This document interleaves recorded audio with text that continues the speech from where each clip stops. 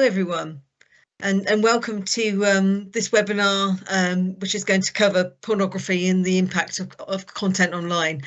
Just to introduce myself, my name's Paula Penny. I work for the Department for Education, and I'm currently the head of Relationships, Sex and Education here and Health Education at the department. We've got a very exciting session here for you with 3 speakers, but I think I'll do some domestics first. It's a large audience here at the webinar today, and I'm delighted that all of you have made the time to sign in. So you won't be heard, you can't speak, we can't hear you, but you're free to post questions in the chat. And as we go through the sessions, we'll try and answer some at the end of the sessions, and then at the end of the 3 sessions there'll be a panel discussion with all of us where we can take some of the questions. I can predict there will be a lot, so with apologies, we're not going to be able to get through them all, but we will follow up in writing at the end of the event. You'll also get some interesting slide presentations, and you will get copies of those at the end of event pack as well. And any useful links that our presenters are going to put your way will also come to you at the end of the pack. You'll also, customary though it is, receive a short evaluation at the end of the session, which would be great if you could fill that out. We can send that out to you, but there'll also be a box to click on your screen when the event ends. Oh yes, one further thing, this will be recorded, so afterwards you can listen back to it or share it with colleagues that couldn't make it today. So without any further ado, I'd like to give a warm welcome to our first speaker, who's Dr. Ellie Hansen. Ellie is clinical psychologist and research director of Fully Human, which is a new initiative that the PSHE Association are leading. I'll hand over to Ellie. Thank you very much for that warm welcome, Paula. And it is a real delight and privilege to be with you all today. I'm going to be kicking us off for 20 minutes or so, thinking about what the impact of pornography is on young people and why it has that impact. And I hope that as we go, the kind of implications for our education will be kind of threaded throughout and in your mind as I talk. So I just want to immediately dive in with a summary of what is now a very large body of research, methodologically robust research, including that which is longitudinal, so tracking young people over time and controlling for the influence of lots of other factors, and also that which is meta-analytic, so summarising, quantifying the results of numerous studies and seeing what they kind of all are pointing to. And what this large body of research is showing us is, we can now be drawing some pretty strong conclusions about the impact of pornography on young people and indeed adults. But focusing on young people, we find that pornography is increasing the risk of a number of worrying things, including dissatisfaction sexually, so in your kind of love life and sexuality, also less satisfaction in your relationships more generally, particularly romantic relationships, and more body dissatisfaction. It is also leading to relationship breakups. So, for example, one study with adults found that porn use was predicting the risk of divorce 6 years later doubled. It's also linked to sexual preoccupation, so thinking a lot about sex, which can then have a knock-on effect on your ability to, for example, academically perform and study. And it's also increasing the risk of risky sexual practices such as very casual sex without the use of condom or contraception, and sex under the influence of drink and drugs.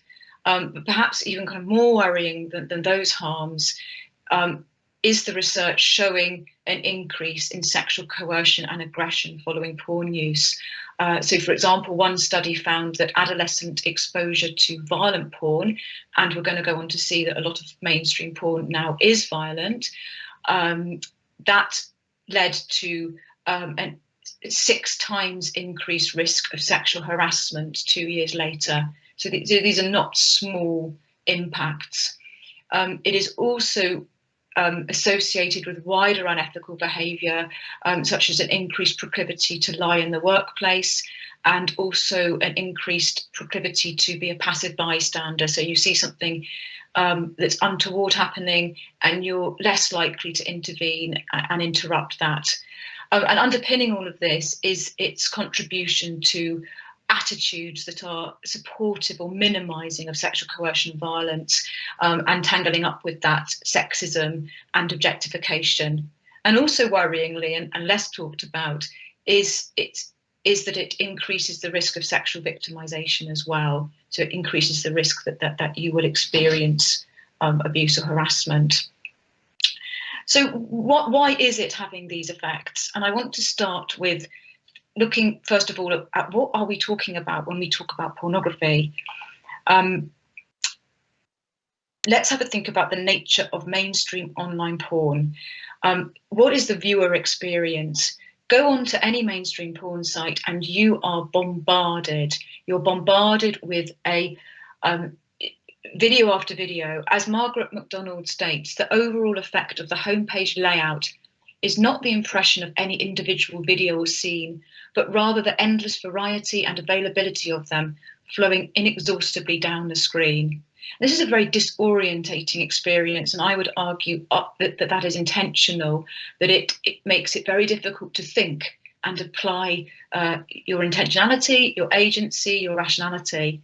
But pornography disorientates in lots of different ways. And another way in which it does this is that it confuses our otherwise kind of taken for granted assumptions about what is okay and good and what is harmful and not. So Fiona Vera Gray and colleagues, in a recent analysis of the titles of videos on the front page of major porn sites, they found that they concluded that depictions of practices that meet criminal standards of sexual violence, including rape, incest, and so-called revenge porn, are labelled in ways that not only minimise or remove their criminality, but often mock or belittle the possibility of harm.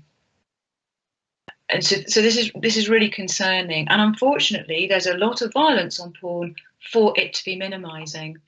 So just to have a look at a couple of studies on this, a content analysis of free popular porn videos, the largest of its kind, they found that 37% of those videos contained violence towards women.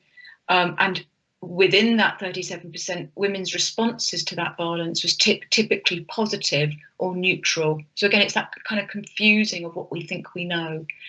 39% involved men dominating women, compared to only 13% involving women dominating men, and 43% women submitting to men, and only 10% men submitting to women. Complementing that analysis, we have another study that actually asked young people, what are you seeing when you view porn? And what this study found was that 70% of young people who were viewing porn frequently saw men in the dominant in being dominant, whereas only 17% saw that of women. 36% frequently saw women being called names or slurs, only 7% saw that of men, and 35% frequently saw consensual violence towards women, and 11% frequently saw non-consensual violence towards them. These are really, really worrying findings. And other analyses have also delineated other common themes, problematic themes, such as the focus on teen, a deliberately ambiguous term that fetishizes youth and innocence. Incest is a major and increasing theme within porn, racism and humiliation. And across all of this content, and also the kind of way in which it presents itself, pornography is pushing some implicit messages, invitations to think similarly and to act accordingly. These might be termed sexual scripts. So messages about what is normal in sex and what is sexy, what should be arousing and sexually interesting for you as a viewer. So key implicit messages from porn. In sex, the primary concern is your arousal. So that's all you need to do, is follow your arousal. That is sexual freedom, and that's all there is to your sexuality. Sex is about using someone else's body for your gratification. And everyday values like our respect and kindness don't apply in sexual situations. What's sexy is transgression, violation, and dominance. And conversely, things like equality and connection between two people and communication, they aren't sexy, and they're actually abnormal. Men should be dominant and lead in sex. And in contrast, women just tend to want to please men, and they tend to like sex in which they're hurt, humiliated, pressured, or manipulated. So you can look at those messages and you can think this is an absolute handbook for sexually abusive behaviour. It's no wonder that there's such a link between the two. And what's also going on within all of this is a complete disregard for relational sexuality. Furthermore, a kind of belittling and a sneering at it, as perfectly summed up in Pornhub's boast about a new type of porn it was promoting. Users can tune in and unzip, getting everything they need without all of the real world troubles. Who needs an in real life partner when you have point of view Pornhub videos on your side? So it's this really belittling and sneering attitude towards sexual connection and relational connection. Why is porn so horrible? Why is it like this? Why isn't it full of a different form of sex? Well, in large part, I would argue it's because of its manipulation-based business model. It is seeking to shape people towards corporate profit. And this is something that is talked about across other areas of big tech, but we're not doing this enough looking at the porn industry, which is arguably the most sinister example of it. So people commenting on surveillance capitalism across tech more generally, Justin Rosenstein, former senior engineer at Google and Facebook, we're seeing corporations using powerful artificial intelligence to outsmart us and figure out how to pull our attention towards the things they want us to look at, rather than the things that are most consistent with our goals, our values, and our lives. And Jaron Lanier, one of the foremost thinkers on tech, it's the gradual, slight, imperceptible change in your own behaviour and perception that is the product. And that is the product. It's the only possible product. Changing what you do, how you think, and who you are. So when we think of this in relation to porn, it becomes even more sinister. So I just want to kind of talk you through what's going on. If we think about the viewer coming into a porn site in the green zone, so they're being bombarded with porn, free porn at this point. And what the porn industry is then doing is it is gathering data on that person, looking at what they view, looking at other things, that can be gathered about them online, and it is algorithmically then working out what content to show them to try and shift and shape them towards becoming a paying customer, which is the red zone. Now, most people who view porn never pay for porn, so they don't enter the red zone. But this is an economy of scale. So you try and get as many people into your wide, sticky net of free porn, which is the green zone, and then you're nudging and shaping through lots of different means people's sexuality and other parts of who they are, so that they're developing sexual scripts, letting go of their values, and becoming more inclined to enter the red. But even if they never enter the red, they've gone into the blue, the purple, and the pink, and they are being shaped away from more fulfilling sexualities and core parts of who they are towards becoming somebody that makes that industry money. So, as Paula noted, we've recently set up Fully Human, an initiative of the PSHE Association, and our first issue is looking at pornography and human futures. It's really trying to surface the business model at play, which I've just touched upon, and also what this means fundamentally for a fully human existence. What does this mean for our deepest hopes and aspirations for young people, and what core elements of our personhood are at risk with this product and business model? And I'm just going to touch on three very briefly. So first of all, our intrinsic values. Now, there's a huge amount of research on human values. And in a nutshell, what this finds is that across all cultures studied, humans have the same kind of broad set of things that they value and that they place importance on. People and cultures vary in how much weight they place on different values. So, for example, some people may be prioritizing things like status and materialism, whereas others are giving more weight to things like relationships, altruism, connection with nature, what we might call kind of compassionate values or intrinsic values.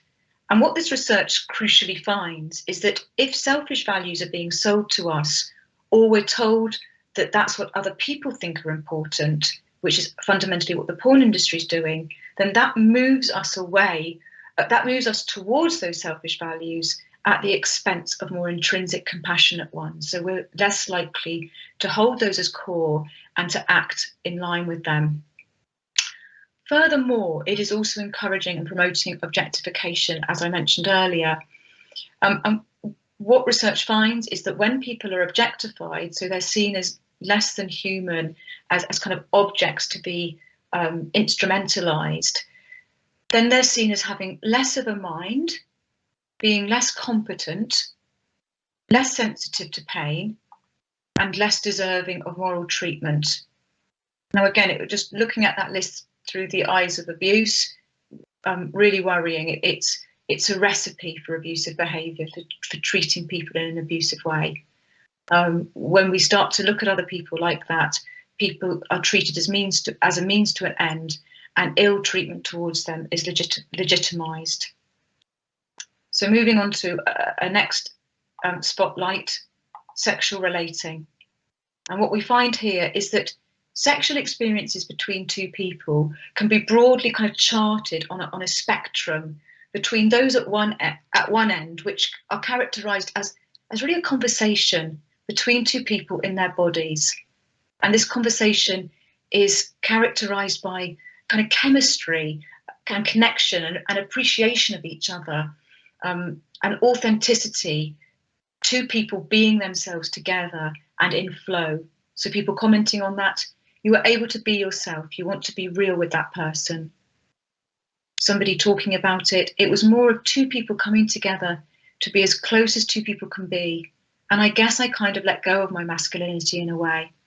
And I should highlight here that I'm not just talking about sex within a long-term monogamous relationship.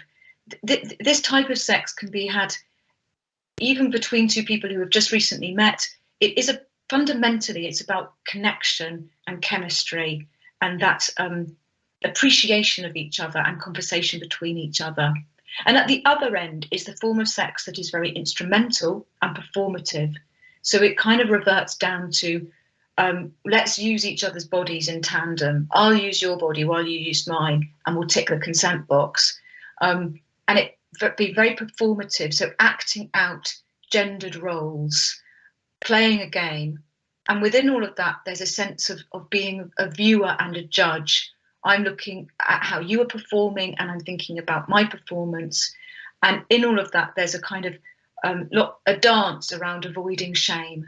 And it can feel very treating the other person and oneself in an objectifying way, and in that process becoming quite disembodied. So one young person talking about the impact of porn on himself, you'd want her to be exactly like the girls on the internet. If she's not, you'll move on to the next one. It's ruined any sense of love. A woman talking about her partner, he is not really making love to me. He seems to be thinking about something or someone else, likely those porn women. And then my last spotlight, autonomy. Autonomy, what do we mean by that? Really, at its heart, the feeling and reality of driving oneself and one's life, being the author of one's own life. Again, a huge amount of research on this, showing that it's a very relational thing, that we are influenced by others and endorse that influence. And it's central to our flourishing. When we feel that we are in the driving seat of our lives, we tend to flourish, feel more human, and feel that we have more meaning. It's associated with greater vitality and well-being, and it's compromised by manipulation. And if we look at the research and thinking about manipulation and what that consists of, and we apply that to the porn industry, we find that pornography is both the archetypal and most thoroughly modern manipulator, because it is exploiting psychological vulnerabilities. It is doing that in a very deceptive way, hiding what its intentions are and how it operates those intentions. It's extensive in its scope, so it's targeting core parts of who we are, our sexuality, but also our values and our relational potential. And it is disinterested in our rationality, our values, or our well-being. It is pushing a form of sex that we know is not conducive to deep well-being. And the bombarding approach is deliberately trying to confuse our rationality and get us to ignore it. So when being subjected to all of this, people may very much feel that they've lost their autonomy, and that comes across in a lot of young people and indeed adults feeling addicted or dependent on pornography. But alternatively, that there's also another group that are not feeling that addiction, that are not feeling that their autonomy is compromised, but it still has been, because they've lost the sense of what might be termed their shadow self, who they might have been without this porn bombard, an invitation to go on this journey towards corporate profit. So in a nutshell, pornography is a story, the mainstream modern online porn is really a story in which millions of people are being shaped to another's ends. And in that process, they're being led away from their potential for meaningful, rich relational life. So what does this mean for our education of young people? And the next two speakers are really going to look at that in more depth, but just a few headlines for me. I think it means that if we're wanting education that is protective and is building resilience to pornography, needs to include that on our core values and our everyday rights and relationships, looking at our core elements of what is an ethical and fulfilling sexual relating and wider relationships. And I think if we do that education well, then actually it's covering things like consent without even talking about consent, because it's really coming to the core of those sexual experiences that are ethical and fulfilling. Also teaching on these sexual scripts and dark nudge practices that porn is engaging in, and the impact that these have in particular on our autonomy and agency, and then helping young people think about how they can protect and safeguard themselves from these invitations and practices that are all around them, that are seeking to shape them away from their best selves, as we might say. So I've done a bit of a whirlwind tour there, but wanting to convey a lot, and there's a lot more to read in that report that I put up, which will also be sending around a link or a PDF to following this event. But for now, thank you very much. I'm happy to take any questions. Thanks. Thank you very much, Ellie. If we take a couple of questions now, we've got a few interesting ones that have come up. So do you have any research on the additional impact on SEN children, particularly autism? I don't have research on that, actually. I think it's a gap. I think it needs to happen. Anecdotally, from talking to colleagues of mine who specialise in working with children with autism, it seems to be a particularly potent and difficult issue that my hypothesis is that it's having a disproportionate impact on that group of young people, and that they're struggling with addiction and not knowing really how to deal with that. So that's a kind of headline answer, but I think it definitely needs more research looking into it. Thank you. And does the Fully Human project explore the links between the capitalist society and profit making in porn? Yes. It's really trying to delineate that business model and how the profit motive is being pursued. and how that is shaping viewers away from their kind of best selves, as I kind of just described. But the report goes into this in a lot more detail, and really linking it to that kind of wider conversation that we're now having as a society about those kind of big tech practices. Absolutely. No, thank you, Ellie. And that actually, there was a further question on the business model. So yeah, read the full report, and there will be more on that, certainly, in the stuff that we send to you after the event. Are there any? I don't think there are any further questions. So with thanks to Ellie, let's move on to our next speaker. So warm welcome for Jenny Fox. And Jenny is a senior subject specialist with the PSHE Association, and she's going to speak a little bit about moving on to teaching this in the classroom. Hi, good afternoon, everyone. It's a pleasure to be here talking to you about how we translate some of what Ellie has just been saying into the PSHE curriculum. So I want to start off by just thinking a little bit about what PSHE Education's role is within this wider picture, and certainly to say that it's a partnership essentially between several different factors. PSHE Education can do an awful lot through the taught curriculum. So it's about establishing pupils' knowledge, helping them to develop their skills, their understanding and their attitudes around the issue of pornography. So for example, through our taught curriculum, we can give young people accurate information regarding pornography and its harms and the law relating to pornography. We can also help to challenge some misconceptions relating to or caused by porn. We can help young people to start to decide on their values and their sexual ethics, and also maybe start to develop some of the skills to help manage the online world in its entirety a bit more safely.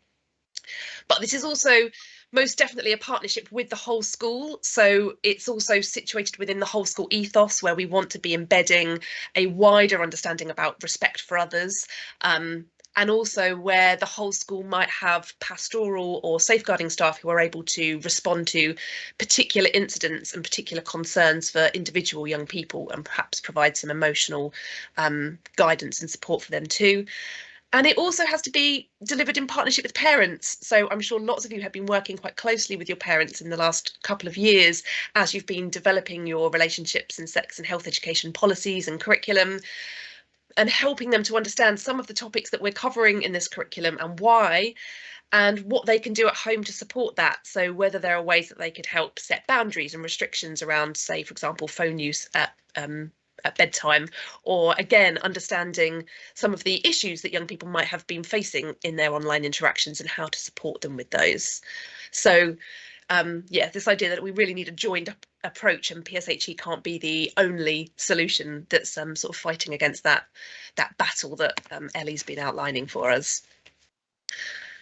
So it makes sense when we're thinking about the taught curriculum to start by looking at the relationship, sex and health education curriculum and what content we're expected to cover, both by the end of primary school and also by the end of secondary school.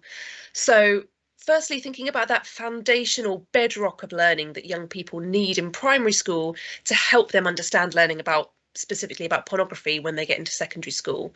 So firstly, in online relationships, within the relationships element, the rules and principles for keeping safe online, how to recognise risks, harmful content and contact, and how to report anything that they find concerning, and equally in being safe around the sorts of boundaries that are appropriate in different types of friendships with their peers or with others, and particularly including in a digital context.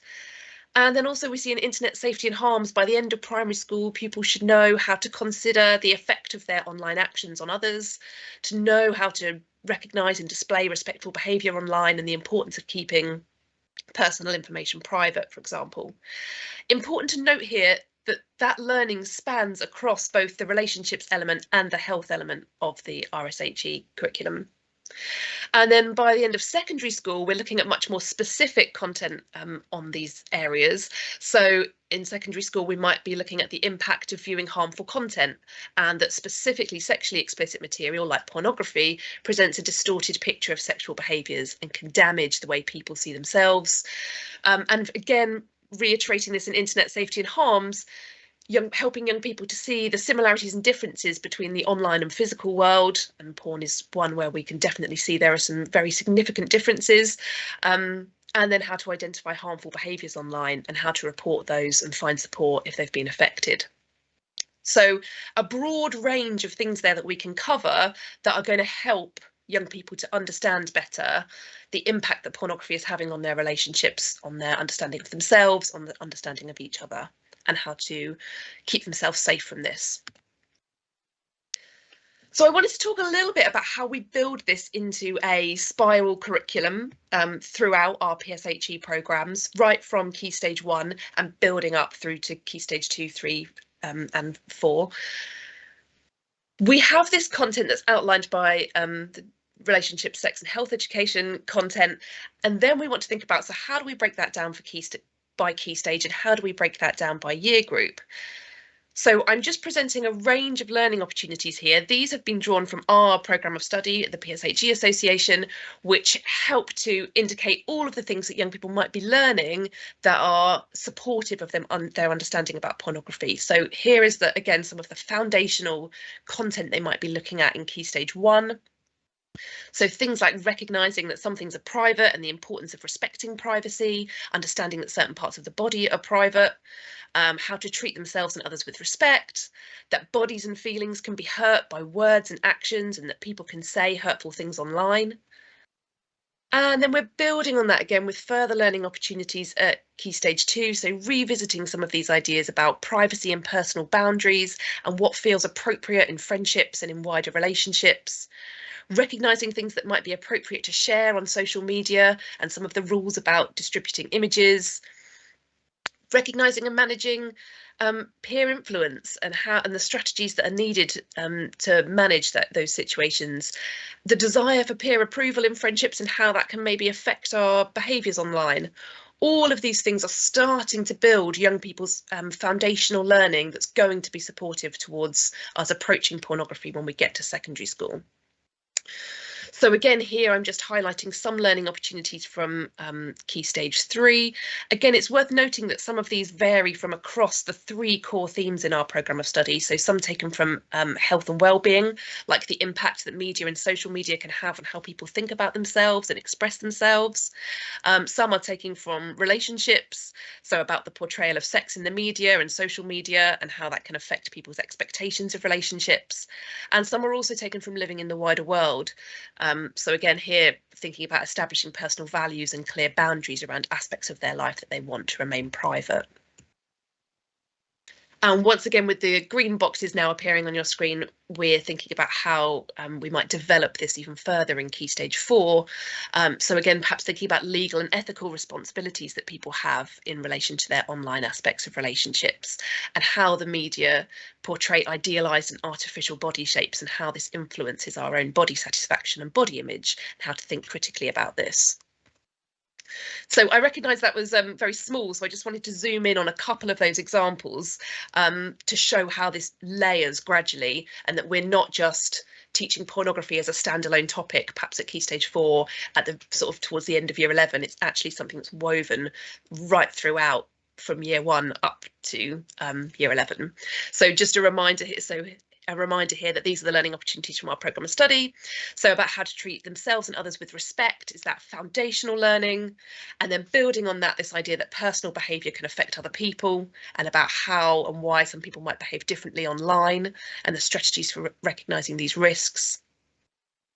Again, a couple more specific examples from Key Stage 3 about their personal values and boundaries, and about evaluating their expectations of gender roles and behaviour and intimacy within relationships. And then again, revisiting this at Key Stage 4 to think about the potential impacts that the portrayal of sex in pornography and other media can have on our sexual attitudes and our expectations and behaviours. So I also wanted to briefly show how those individual spirals of thinking about teaching of pornography fit into the whole PSHE curriculum. So I just wanted to show you an example of a long-term curriculum map here. These are taken from our programme builders, which are member-only materials which help you to plan out your whole PSHE curriculum. This is a primary example, so it goes from Year 1 all the way to Year 6, and students cover the same topics, the same theme in each half term. So in autumn, they're looking at relationships, and everyone's sort of learning the same content, but at a much more varied and progressive level. And then living at the wider world in spring, and then health and well-being in the summer term. And so I've just highlighted here using these kind of stars where young people are learning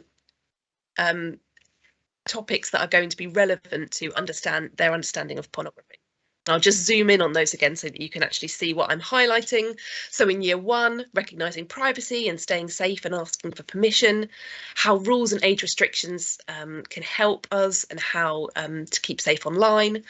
In year 2, the internet in everyday life and online content and information, and so on and so forth. So you can see that this is something that's woven through across the 3 core themes, across different year groups, and throughout the PSHE curriculum, right from year 1 to year 6. And then similarly, I've got a programme builder here for secondary school, so you can again see where it's situated at various points for each year group from year 7 to 11 as well. And again, just to zoom in on the particular topics that I'm highlighting there on that long-term curriculum plan. It's worth mentioning there is no such thing as a perfect one-size-fits-all model for PSHE. So you might be looking at some of these and thinking, well, we'd be talking about sexting or contraception at a different year group or at a different point in the year. Or we might want to do that a little bit earlier for our young people or slightly later. And that's absolutely fine. PSHE is very much supposed to be responsive and reflective of the needs of your young people and your community. So you might feel that these need to be in slightly different places, and that's exactly how a bespoke curriculum should feel for your school. I also wanted to highlight some of the quality assured resources that we have available on the PSHE Association website, which can help you to layer some of this learning. So firstly, we've just relaunched a pack of lessons for teaching about consent. Again, these go from Key Stage 1 up to Key Stage 4. So in Key Stage 1, it's very much about understanding how we ask for permission. And then in Key Stage 3, it's looking much more at how to navigate consent in romantic or personal relationships. And at Key Stage 4, we specifically look at implications for consent. So for example, through pornography, there's a specific lesson that looks at this. We've also done some work before with the BBFC, who are thinking particularly about how young people access online media and TV and film, and how they make safe and sensible viewing choices. Again, right from Key Stage 1 and Key Stage 2 to understanding the BBFC age ratings, up to Key Stage 3 and 4, where we're thinking a bit more about how relationships being portrayed in the media, again, have expectations and influence on what young people think going into relationships. We worked with Medway Public Health to develop a whole relationships and sex education scheme of work, and they look at a variety of different issues, including, for example, healthy and unhealthy relationships and our expectations around those. And we've also worked with CEOP to quality assure a range of lessons which are particularly thinking about online safety. So Play Like Share is for the primary age group, and there's also one for Key Stage 1 called Jessie and Friends, and then Send Me a Pic is for Key Stage 3 and thinking a bit more about manipulation and coercion in relation to sending nudes amongst young people. And then Online Blackmail is designed for Key Stage 4 and 5. So a range of lessons there that are kind of ready to go and give you a model about how you can approach some of these topics. And I wanted us to look specifically at an example of this. So I've just taken our lesson summary from the lesson which focuses on pornography and its impact on understanding consent.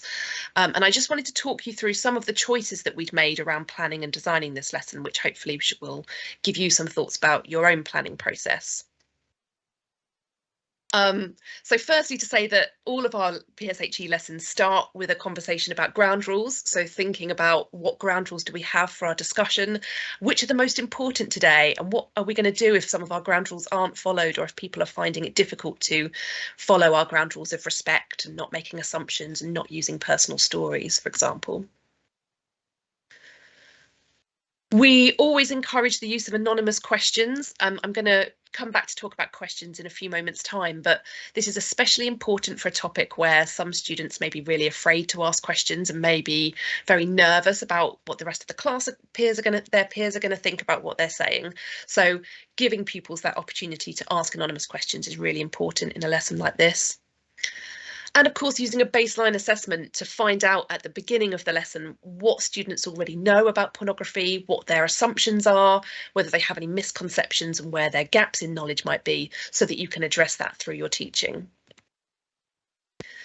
In this particular lesson, we chose to go for quite a detailed case study, which follows a character from age 11 through to age 16 and the relationship with pornography that develops over time, drawing on lots of the research that Ellie's been speaking about earlier. So this case study looks at how his porn use increases, how it becomes more intentional and gradually more problematic. So that move towards more violent and more aggressive porn videos, and then the impact that it has on that character's behaviour and attitudes and relations with others.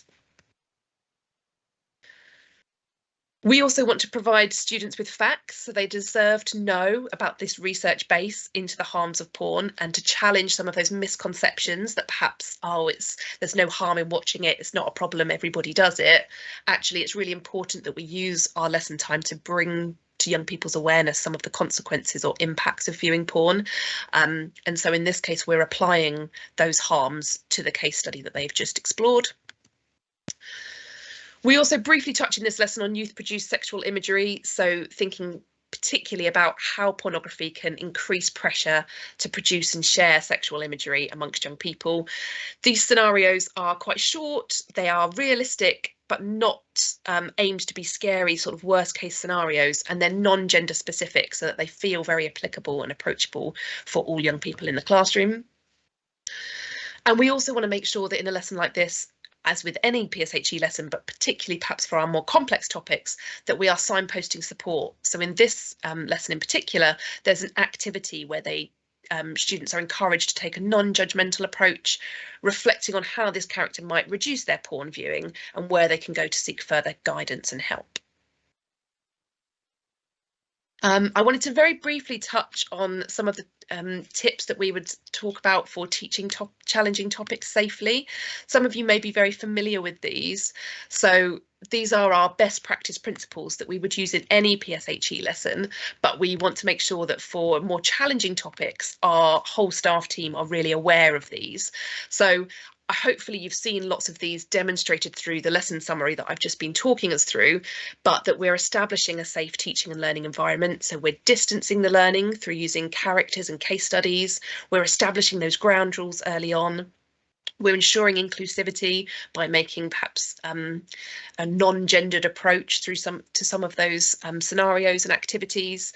We're making sure young people are signposted to further help and support. We're taking a positive approach where we can. Yes, we need to be realistic about some of the risks and the impact and the harms of pornography, but we also want to give young people positive strategies about how they might change their access to porn or where they might seek further help, for example.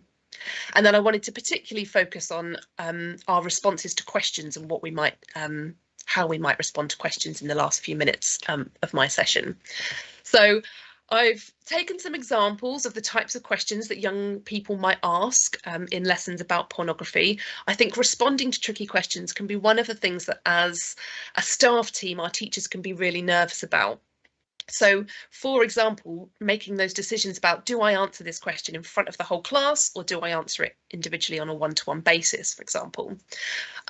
So, for example, why do people watch porn might be a question that a teacher has asked. I think this is a really powerful question to actually answer in front of the whole class, because yes, we want to look at some of the reasons why people might choose to watch porn, but at the same time, we also want to use our messaging to undermine some of those reasons and explain why they might be problematic. So some people might choose to watch porn because they think it's going to teach them about sex, but actually what we know from the research is that it's a really poor sex educator and that it's going to give us very misleading understanding about what sexual relationships are like, and actually is proven to lead to more sexual dissatisfaction between partners. So that's a helpful one to combat for the whole group in that way. The second one here, what should someone do if their partner is making them watch porn? Again, I think this is quite a helpful one to answer as a whole group, because I think we can really drill down here into thinking about the coercion and the manipulation that might be going on in this relationship. And actually it's about the uncomfortableness that someone is feeling in this situation, and therefore we can promote that help seeking and that signposting of support, and that if it's safe to do so, have that open communication and dialogue with your partner. But if you feel uncomfortable doing that, where can you seek further help? Does everyone shave their pubic hair? I think is another good one for promoting some social norms and talking about the fact that everybody has different pubic hair and makes different decisions about this, why pubic hair might be helpful for protecting our genitals, but also talking about it's a clinical decision that is made in porn, so that camera angles can be shown, you know, zoomed in to show close up of genitals. It's not necessarily about aesthetics or beauty, it's about pointing to the camera in the right place. So a good way to kind of, again, challenge some social norms there.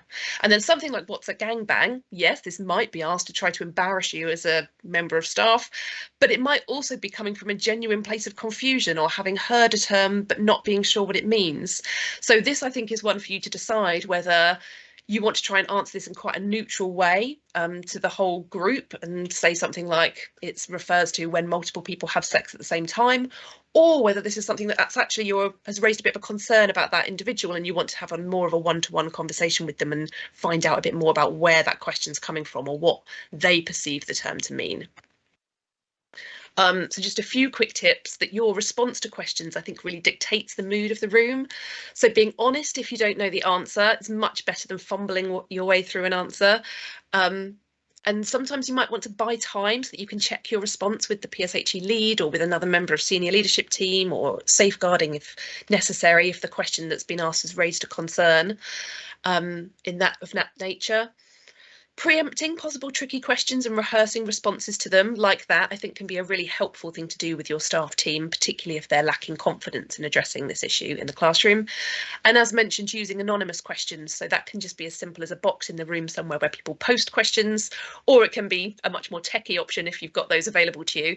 But it's supportive for students to ask questions that they don't want to ask in front of everyone. And it's also supportive for your staff, who have a chance then to look at and think about the questions before they respond without feeling that they're put on the spot. So whilst it can be helpful to have a human response, we want to try and avoid showing embarrassment or judgment to questions, because that can limit the questions that come in from pupils. And having that question in your mind of, does this need answering in front of the whole group, or is this something that I can park to the side and answer one-to-one in a few moments time? And just a few kind of sentence starters or thoughts to get that you can use there, like, let me talk to you about that in a minute when everyone else is working on something, or just that, quite frank, I don't know the answer, but I'm going to find out for you before next lesson and I will bring you the answer back again. Or it might be that you just need a bit of a sentence starter to give you some thinking time. So I used to use things like, wow, no one's ever asked me that before. And while you're sort of processing and deciding how you're going to answer the question, can be quite a good delaying tactic. Okay, and then just some final thoughts from me about how to approach the issue in the classroom. So we want to make sure that we're giving students the facts about the harms of porn.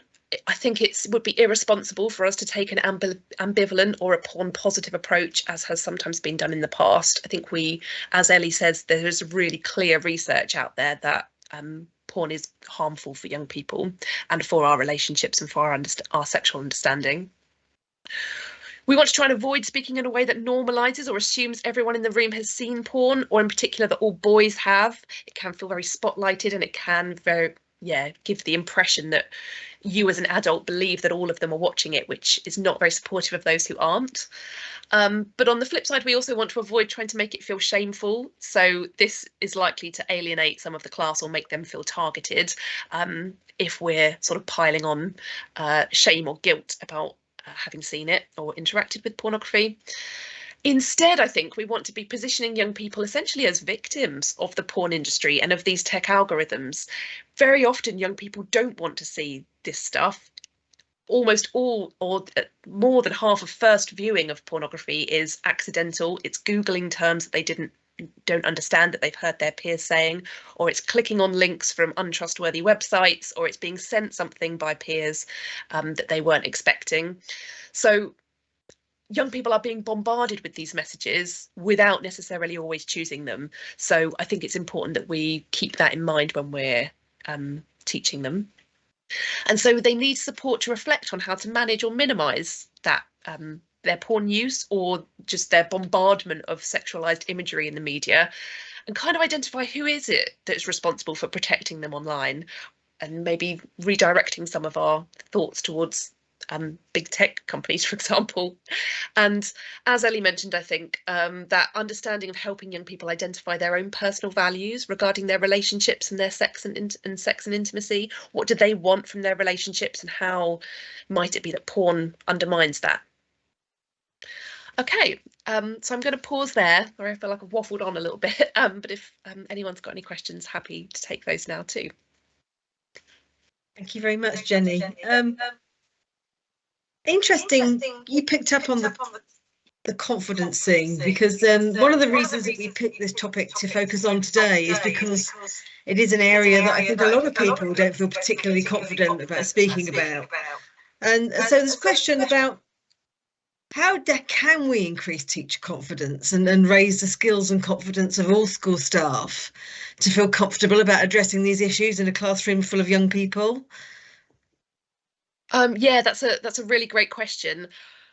I think it is a mixture, really. I mean, essentially, it's training is going to be the biggest thing that makes the difference for young people. So for teachers, and therefore for translating into the classroom for young people, I would highly recommend doing that activity of predicting what tricky questions we think might come up, and as a staff group thinking about how therefore are we going to answer these, what is our policy, how open do we want to be, how detailed do we want to be, when do we want to pause those questions and park them, when do we want to answer them as for the whole group, etc.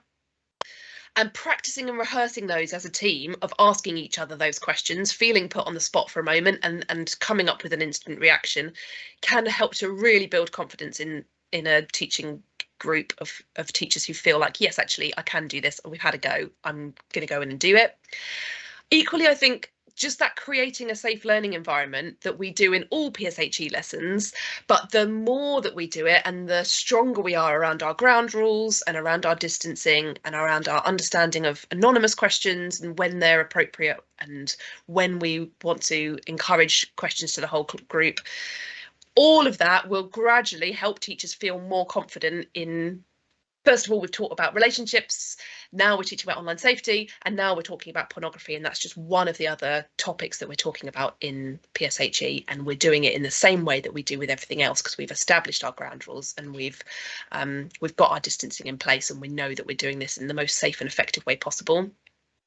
And equally, I think looking at quality assured resources and lesson plans where you can see the structure of the lesson, how students are gradually guided through from, first of all, establishing what do they already know, where are their misconceptions, and what are we tackling here, I think can really help give teachers the confidence, okay, we've got a really strong lesson plan, we know that we've designed this for the needs of our children, and we can go in and we're doing the right thing in teaching this well and effectively. Jenny, a couple of questions about teaching Key Stage 5 pupils. I don't know if you have any kind of tips for how to differentiate material for older pupils. Yeah, it's worth saying that we have the programme of study goes up to Key Stage 5, so it does outline learning opportunities for Key Stage 5 students as well.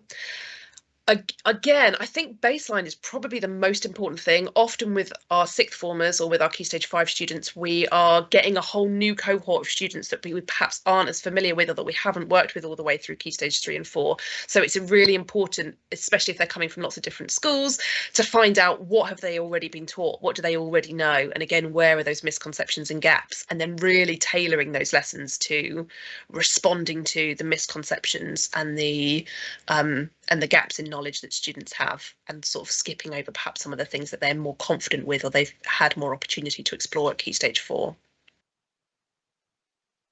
Thank you, Jenny. Just moving on to our third and final presenter for today, I'd like to welcome Dr. Tamsin Preece. Tamsin is a curriculum lead for health and wellbeing, including relationships and sex education, at Bryn Tyrion School in Bridgend. Tamsin is also a freelance researcher and consultant in children and young people contexts. So hand over to you. Thank you, Tamsin. I think you might be on mute. Apologies. Thank you so much for inviting me to take part this evening. It's really is a real honour to be able to share my curriculum with you. Whilst pornography has become for so many children and young people like a de facto sex and relationship education, when in terms of trying to develop an approach to work with young people in my own classroom to understand pornography, I actually found myself turning to substance misuse rather than sex education. There is a great deal in common between pornography and substance misuse. It is an activity that, of course, sits within a wider context of abuse and exploitation. It is an activity that has the capacity to cause tremendous physical and emotional harm to children and young people. But it is also an activity for which, for some young people, they will find certainly initially quite pleasurable, describing emotions such as excitement or arousal. Thus, to go into work with young people to address pornography, just focusing on potential negative consequences, actually, without exploring the wider context of pornography, can actually really discredit us as practitioners. Because it can look so very different to some of their own, how they understand their own experiences of pornography. Taking substance misuse and the way in which we can work with young people for them to understand why is it that young people use drugs, and do drugs actually help them to achieve the goals that they set out to achieve, is actually a really good inroad into talking about porn. I always start with young people with exploring what type of life goals do young people want to achieve. Second of all, in terms of their relationship goals, what is it that young people want to achieve? That hashtag relationship goals. But also finally, what kind of society do they want to live in? What kind of society do they want to create? And again, does pornography help them to get there?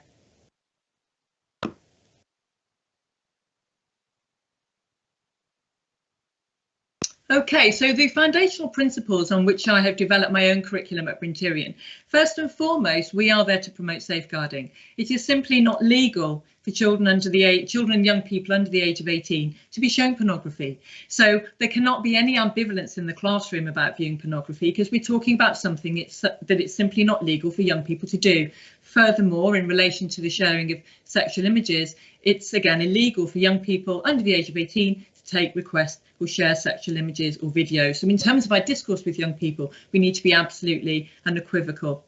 It's also not possible to support young people and uphold safeguarding in relation to child sexual exploitation, excuse me, and other forms of exploitation, whilst also normalising pornography in the classroom.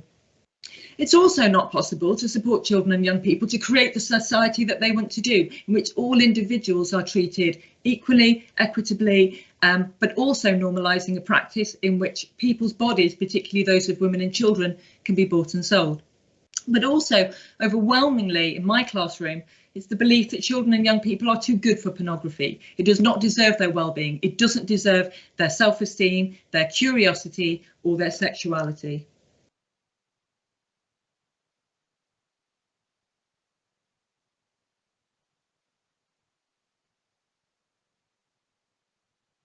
Sorry, could someone move the slide on for me, please? Oh, beg your pardon. Okay. So in preparation for this work that we're looking at today, I met with 3 groups of Key Stage 4 students to explore life goals. And they're the life goals that I think that they identified there. What I think is really interesting is that relationships aren't really something that came out that much. We did talk about relationship goals as well, and I'll share the outcomes, but they're very much about being a healthy individual, being an educated individual, and living life to the fullest. I also enjoyed, being able to cook really well as well. But they're very much about self-actualization, being the best person that they can be. When we drill down into looking at relationship goals, it was a bit of a surprise to me, actually, in that just how lovely some of these words were. And when I explored these with the young people and we drilled down into why they'd written the things that they had, what really came out is that there was a sense amongst the young people with whom I work that it seems to be a societal notion that young people are somehow different, and that pornography and social media has made them into different types of people, whereas actually the things that they wish to achieve out of a relationship are exactly the same as they have ever been. I asked 90 children, and yet every single thing that they said I've managed to encompass in this. Different incarnations of affection or respect, being respected, being trustworthy, and none of these in fact relate to porn in any way. Some young people provided some further detail, someone you can tell everything to, that idea of trust, someone who is authentic, who doesn't change when they're around other people, and someone who's willing to talk to in school. But this final section I thought was the most interesting. This is from some of my young men, but a relationship where we can learn and discover sex at the same time. We can share our first experiences together. And also one young man, and we continued the dialogue about this, he very much wanted someone with whom someone who had a lovely family, because sharing time with family was very important to him, and he thought it would be all really nice if they could all spend time together as a family and that everyone got on. In terms of working with young people to address whether pornography helps young people to achieve those life and relationship goals, there is no space for pornography in any of this. In fact, pornography, as we'll come to explore, is actually a barrier to achieving many of these things.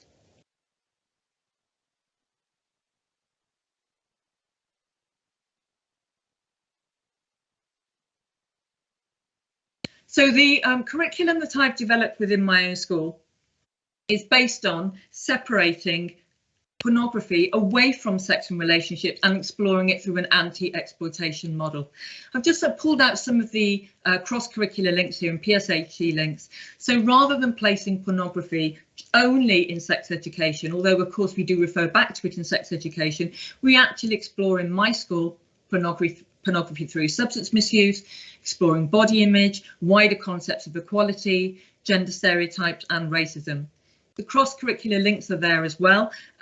It's broader in terms of exploitation and prostitution rather than just pornography, but I work with the English department when they do of Mice and Men, when we talk about language around exploitation there, but obviously history, all the humanities, science as well, to what extent does pornography help young people to understand the body, ICT and digital ethics. There are then two key skills that then we continue to develop throughout our spiral curriculum. One, of course, is critical thinking. So thinking on big picture, blue sky thinking about philosophical concepts, such as what it is to live a good life, but also media analysis, being intelligent, thoughtful, consumers of the media, and considering the motivation and methodology of the creation of an image. So these are things that we continue to revisit from year 7 upwards up to year 11.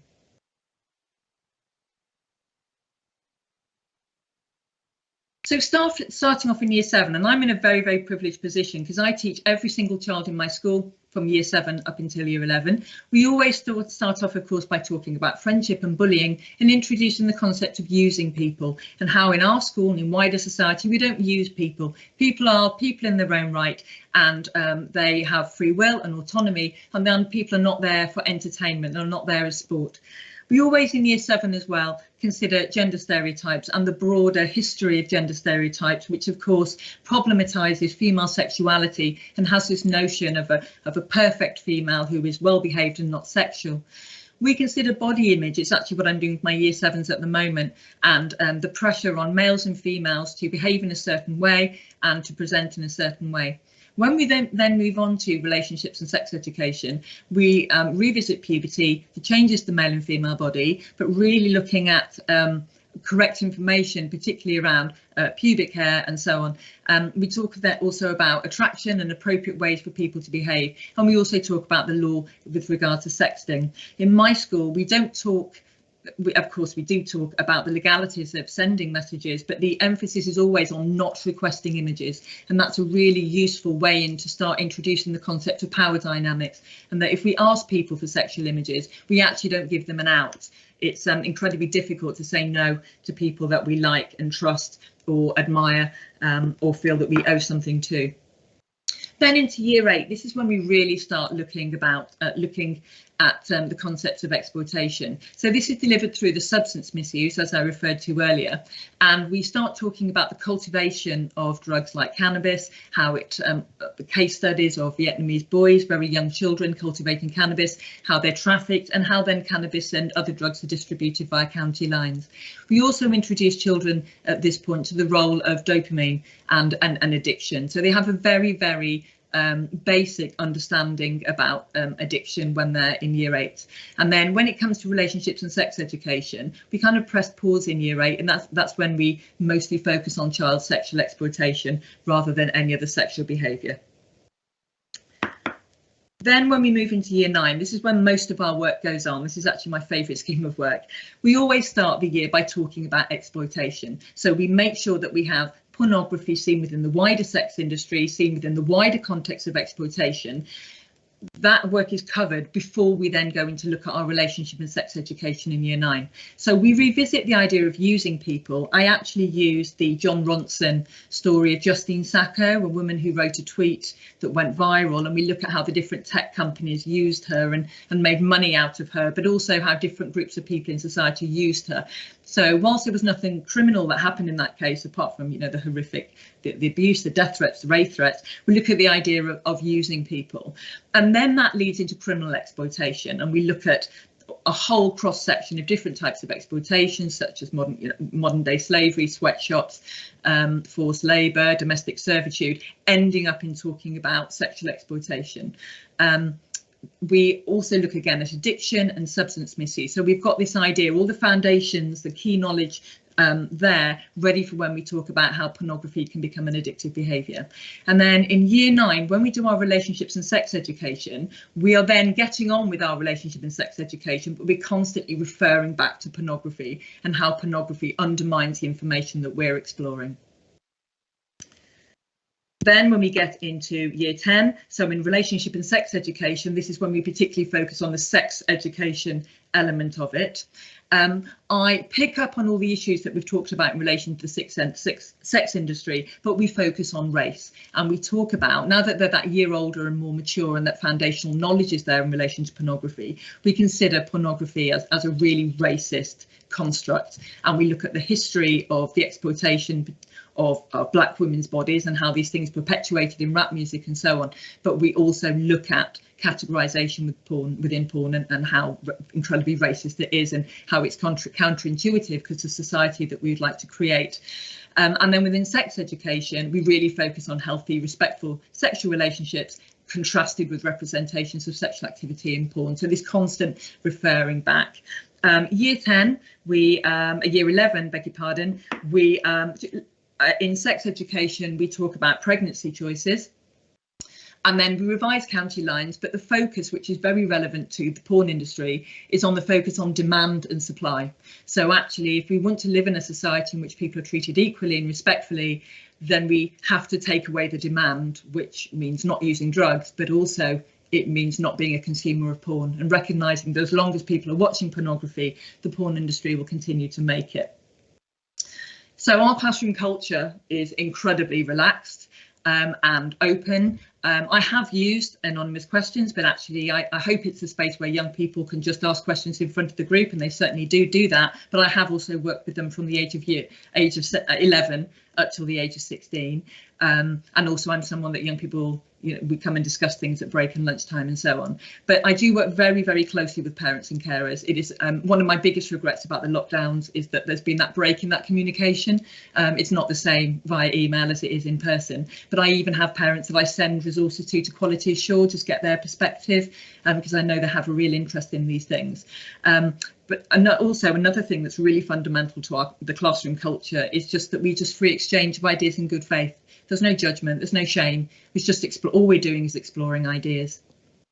I just wanted to finally end with the two key things that I think are just fundamental to all of it. Is that porn doesn't get young people to go where they want to go. It doesn't help them learn what they want to learn. It doesn't help them to achieve their goals. And our young people are just too good for this. It's junk for them. It doesn't deserve them. It doesn't deserve their humanity. And it doesn't deserve their very natural curiosity and developing sexuality. Thank you.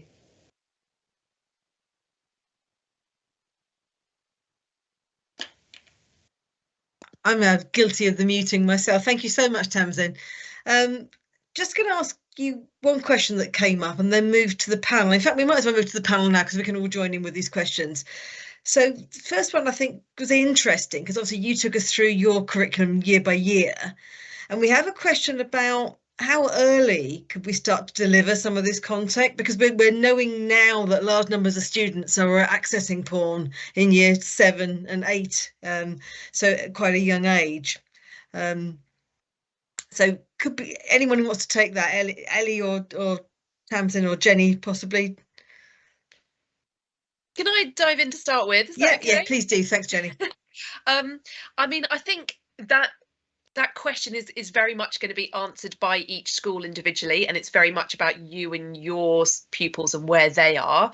I would suggest starting with some student voice and finding out what they think, what they want to know, or where their concerns are when you're thinking about where to pitch this in your curriculum.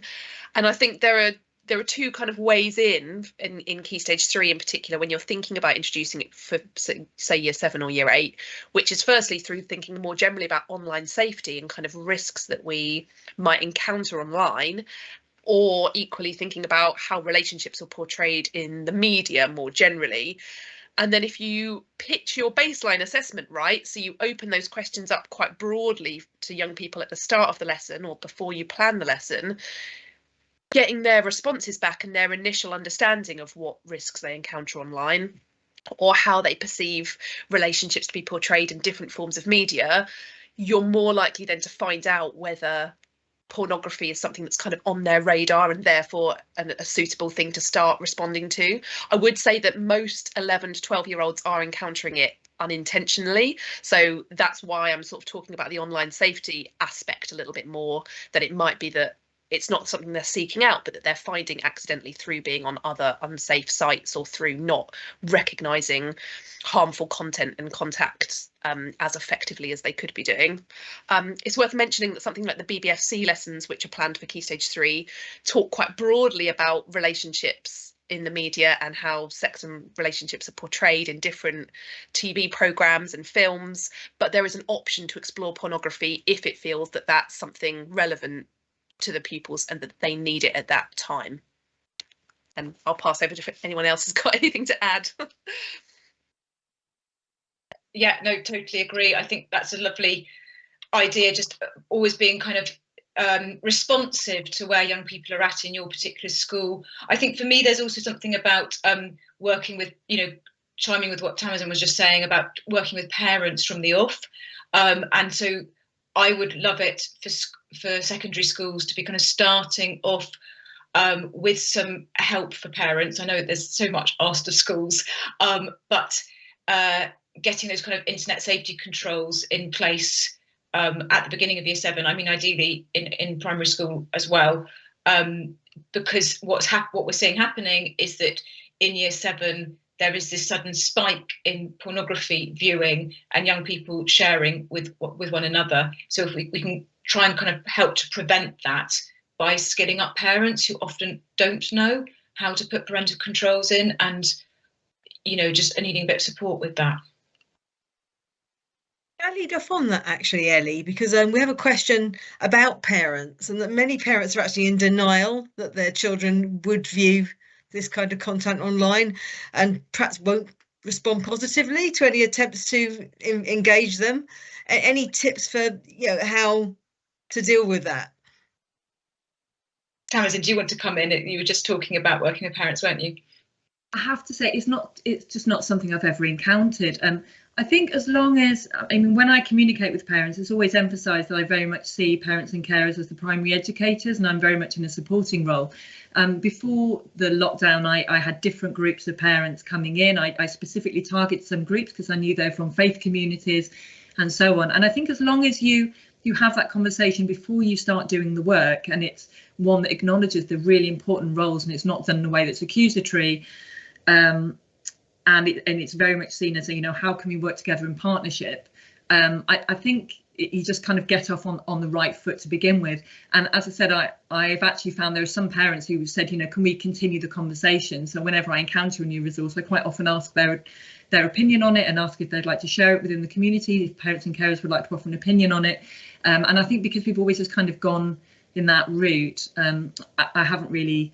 The only thing I've probably encountered is that I've had parents who've wanted me to start talking about pornography earlier. So they said, when I explained some of the work I was doing, they're saying, well, can you do that in year 7? And actually my professional judgment was that no, it wasn't quite right. Going back to the primary question, I think it's really about values, and it's about core skills, that critical thinking, that media analysis. And you can do that across a whole range of contexts. It doesn't have to be sexual, as Jenny was saying, and it's about developing those skills which can then be applied if and when they encounter pornography. And I thought, sorry, just coming back to and just coming in on what you were just saying about parents maybe being in denial. I think that just making the points with parents that that actually this is something that that their child may be exposed to through other children sharing things or through stumbling across something online, and we know that a lot of this viewing is accidental and not intentional. So we are not trying to kind of beat parents over the head saying your child is intentionally viewing this stuff, because a lot of children won't be intentionally viewing it, but that this is a risk for them just living in our society as it is currently functioning. Thanks, Ellie. Question for possibly Jenny or Tamsin. Do you recommend tackling the issues around pornography in assemblies? And if so, how would you do that? I'd be very wary of tackling pornography in an assembly, I think, is my first reaction. I think the more sensitive or complex an issue that we're trying to address with young people, the less suitable it is for an assembly context, because there might be young people who feel very personally affected by what's being discussed and therefore might feel very sort of spotlighted in that crowd of young people. And it's a format that's less interactive and allows for less opportunity for pupils to, for example, ask questions or to follow up if they've got concerns that have been triggered from the assembly. So it's just less easy to build that kind of open culture where young people can have some back and forth and ask questions. So I think it's very challenging to try and address something like this in an assembly, even though as a professional it might feel slightly more comfortable because you can just sort of say it and then the assembly's over. It's not as powerful or as informative or as valuable for the students, I would argue. I would also add as well, just one of the key things about sex and relationship education is the interaction, because we can only go in with an expectation. We can only anticipate where our young people are at. And if you're doing an assembly, which is just kind of the dissemination of information, actually it might not match the young people's context at all.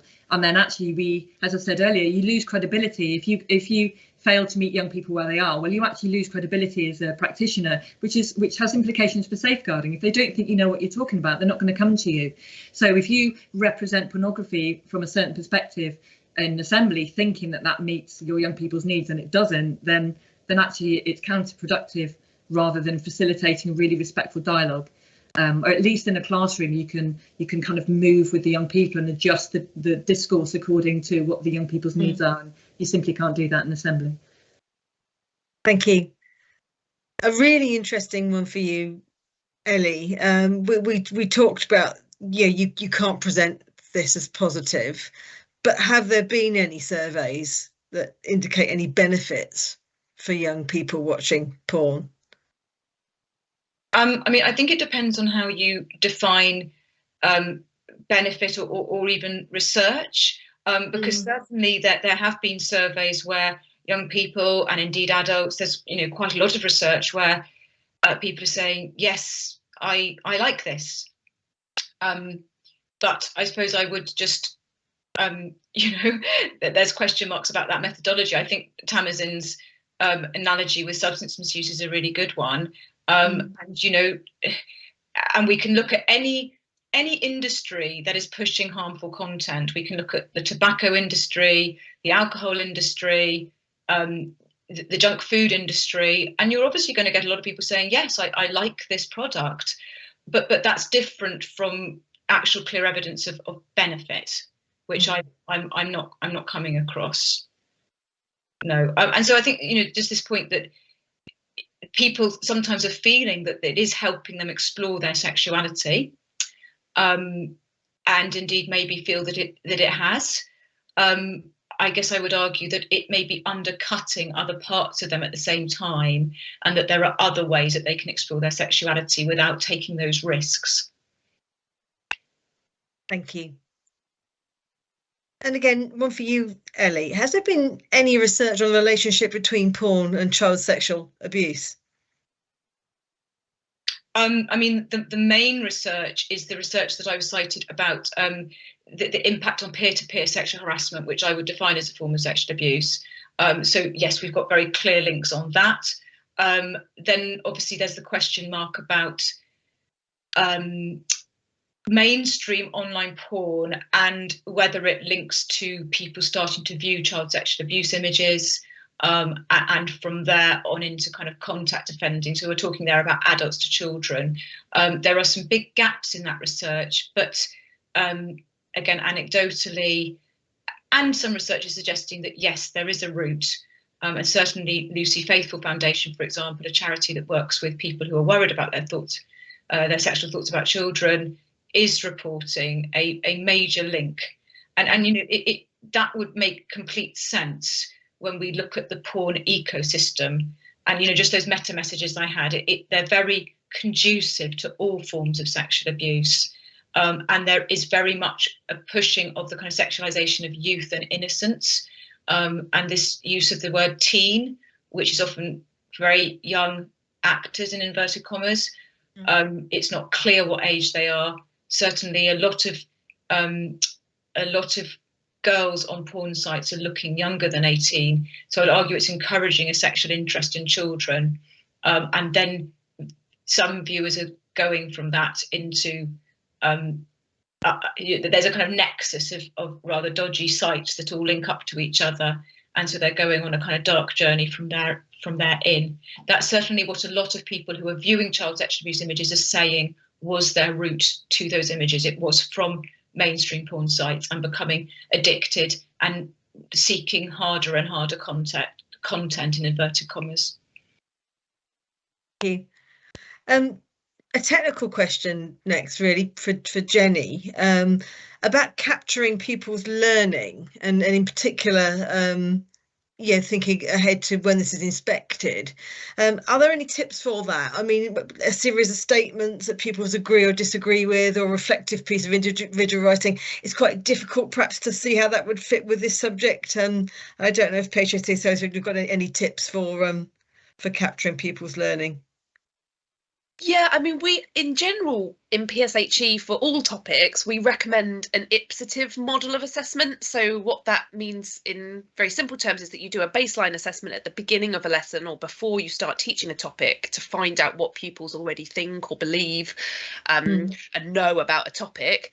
And then you revisit that at the end of the unit or the lesson to find out where they've got to. So that can be as simple as something like a mind map, or some attitude statements. I think somebody gave us an example there in the question, and seeing whether those things have shifted. So can you add more to the mind map? Is there more understanding that you have now? Or even responding to some very basic questions at the beginning that draw out their initial understanding and that then can be revisited in much more detail, which demonstrates this nice kind of model for the pupils, for us as teachers, and for anybody else like inspectors who might be asking or wondering. Occasionally you might want something that's a bit more summative than that. So there might be more of a prescriptive writing task. So, for example, writing a letter back to a character who's asking for advice or help, or wants to know what's the problem with watching pornography, could encourage students to explain their sort of understanding and their learning in a bit more depth in response to something like that.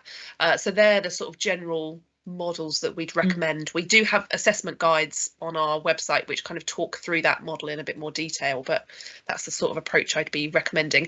And if you are using student voice to help you plan your curriculum and think about what are people saying they need, it can be really nice to revisit that 6 months or a year later or after the topic to find out what they feel they've learned as a result of the unit of work, and anything else that they'd like to find out, and that can provide some really useful concrete evidence as well from their own mouths. Jenny, maybe just time for one more, I think, one for the panel really. We talked about the illegality of young people watching porn under the age of 18 and asking and sharing images, and that is something that we expect schools to teach as part of the RSHE curriculum. But is there a danger that this could make some people unwilling to come forward with concerns, you know, once we've kind of set out that you shouldn't be doing it, and how might we overcome that? I think for me, linking with what Tamsin and Jenny were saying, you know, in terms of seeing children and young people here as being on the receiving end, really, of illegal practice, you know, and I mean, you know, I'm not an expert on the law, but I can certainly chart the various ways in which the porn industry is acting nefariously towards our young people. And so for me, that would be where my emphasis would be, that they are being victimised by this.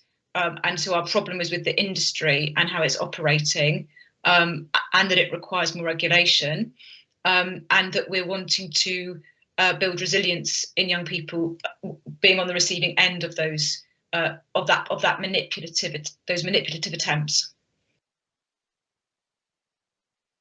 And I think, and with regard to kind of sharing sexual images, I think again, just chiming with Tamsin around the focus being on not requesting images, and also the focus being on not sharing images from somebody else. So that really, and really, I would be keen on really going heavy on shaming and stigmatizing that, so that it becomes like, you know, like drink driving. It's just not cool to share someone else's image. That's not got kudos attached to it. And I think we can be doing some kind of social campaigns around the school on those kind of messages. But yeah, I'm rambling on there. I think it's also really helpful to contextualize it with a real life equivalent. So like exploring that the sharing a sexual image is the equivalent of you're in an intimate moment with your partner and you literally open the door and invite everyone in to come and have a look as well. And if we explore with young people what the real life equivalent would be of a digital behaviour, it can often be a way in to explore how ludicrous some of these things are, you know, just how ridiculous and also how disrespectful. Also, going back to the question about the law, I think as well as just saying what the law is, it's really important to explain the purpose of the law. And the law isn't there to criminalise children, the law is there to safeguard children. And also in explaining that things are there to safeguard children, it's also because children lack the capacity to understand and lack the capacity to understand the longer term consequences of their behaviours.